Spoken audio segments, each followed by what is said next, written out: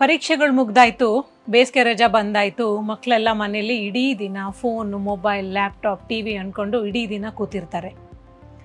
ಅಂಥದ್ರಲ್ಲಿ ನಾವು ಪೇರೆಂಟ್ಸ್ ಆಗಿ ಅಥವಾ ಪೋಷಕರಾಗಿ ಮಕ್ಕಳನ್ನು ಒಂದು ಫಿಸಿಕಲ್ ಆ್ಯಕ್ಟಿವಿಟಿ ಕಡೆಗೆ ಅವ್ರ ಗಮನವನ್ನು ನಾವು ಸರಿಸಬೇಕಾಗುತ್ತೆ. ಅದಕ್ಕಾಗಿ ಮೊದಲನೇದಾಗಿ ನಾವು ಪೇರೆಂಟ್ಸ್ ಆಗಿ ಪೋಷಕರಾಗಿ ನಾವು ಒಂದು ಫಿಟ್ನೆಸ್ ಆ್ಯಕ್ಟಿವಿಟೀಸಲ್ಲಿ ಇದ್ದೀವ, ನಾವು ನಮ್ಮ ಮಕ್ಕಳಿಗೆ ಒಂದು ಮಾದರಿಯಾಗಿ ಒಂದು ಇನ್ಸ್ಪಿರೇಷನ್ ಆಗಿದ್ದೀವಿ ಅಂತ ನಾವು ಮೊದಲು ಯೋಚನೆ ಮಾಡಬೇಕಾಗುತ್ತೆ. ಅದಾದ ನಂತರ ನೀವು ಯಾವಾಗ ದಿನ ಬೆಳಗ್ಗೆದ್ದು ಒಂದು ವಾಕಿಂಗ್ ರೂಟೀನ್, ಒಂದು ಯೋಗ ಎಕ್ಸಸೈಸ್ ರೂಟೀನಲ್ಲಿ ನಿಮ್ಮನ್ನು ನೀವು ಯಾವಾಗ ಇನ್ವಾಲ್ವ್ ಮಾಡ್ಕೊಳ್ತೀರಿ, ನಮ್ಮ ಮನೆಯಲ್ಲಿರುವಂಥ ಮಕ್ಕಳು ಕೂಡ ಅದನ್ನು ದಿನನಿತ್ಯ ಅಬ್ಸರ್ವ್ ಮಾಡಿ ಅದೇ ರೀತಿ ಅಭ್ಯಾಸಗಳನ್ನು ಅವರು ಮಾಡ್ಕೊಳ್ತಾರೆ.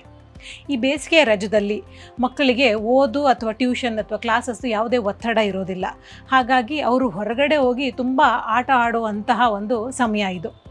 ಅವರನ್ನು ಅವ್ರ ಇಂಟ್ರೆಸ್ಟ್ ಪ್ರಕಾರ ನಿಧಾನವಾಗಿ ಅವ್ರನ್ನೊಂದು ಫಿಸಿಕಲ್ ಆ್ಯಕ್ಟಿವಿಟಿ ಕಡೆ ಅವರನ್ನು ಪುಷ್ ಮಾಡಿ. ಅವರಿಗೆ ಯಾವ ಥರ ಸ್ಪೋರ್ಟ್ಸ್ ಇಷ್ಟ ಆ ಥರ ಸ್ಪೋರ್ಟ್ಸ್ ಮತ್ತು ಮೋಟಿವೇಶನ್ಗೆ ಸಂಬಂಧಪಟ್ಟಿರುವಂಥ ಒಂದು ಒಳ್ಳೆ ಮೂವೀಸ್ ಅಥವಾ ಬುಕ್ಸನ್ನು ಅವರಿಗೆ ತೆಗೆದುಕೊಡಿ. ಅವ್ರಿಗೆ ನಾವು ಯಾವಾಗಲೂ ಒಂದು ಇನ್ಸ್ಪಿರೇಷನ್ ಆಗಿ ಇರಬೇಕು. ಮನೆಯಲ್ಲಿ ಹೆಲ್ತ್ಗೆ ಸಂಬಂಧಪಟ್ಟಿರುವಂತಹ ಒಂದು ಒಳ್ಳೆ ಬ್ಯಾಲೆನ್ಸ್ ಮತ್ತು ನ್ಯೂಟ್ರಿಷನ್ ಫುಡ್ಡನ್ನು ಯಾವಾಗಲೂ ನಮಗೆ ಕಷ್ಟ ಆದರೂ ಪರವಾಗಿಲ್ಲ ಮಾಡ್ತಾಯಿರಿ. ಕ್ರಮೇಣವಾಗಿ ಮಕ್ಕಳು ಅದನ್ನೇ ಅಭ್ಯಾಸ ಮಾಡ್ಕೊಳ್ತಾರೆ. ಇಲ್ಲ ಅಂದರೆ ಯಾವಾಗಲೂ ಚಿಪ್ಸ್ ಪ್ಯಾಕೆಟ್ ಅಥವಾ ಬಿಸ್ಕಿಟ್ ಪ್ಯಾಕೆಟನ್ನೇ ಡಿಪೆಂಡ್ ಆಗಿ ಅದನ್ನೇ ಇಡೀ ದಿನ ಮಂಚ್ ಮಾಡ್ತಾ ಇರ್ತಾರೆ. ಅದು ಆರೋಗ್ಯಕ್ಕೂ ಕೂಡ ಒಳ್ಳೆಯದಲ್ಲ.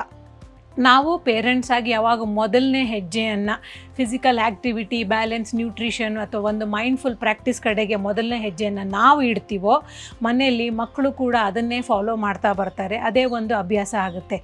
ಈ ರೀತಿ ನಾವು ನಮ್ಮ ಮುಂಬರುವ ಜನ್ರೇಷನನ್ನು ಒಂದು ಒಳ್ಳೆ ಹೆಲ್ತ್ ಕಡೆಗೆ ಮೋಟಿವೇಟ್ ಮಾಡ್ಬೋದು. ಏನಂತೀರಾ?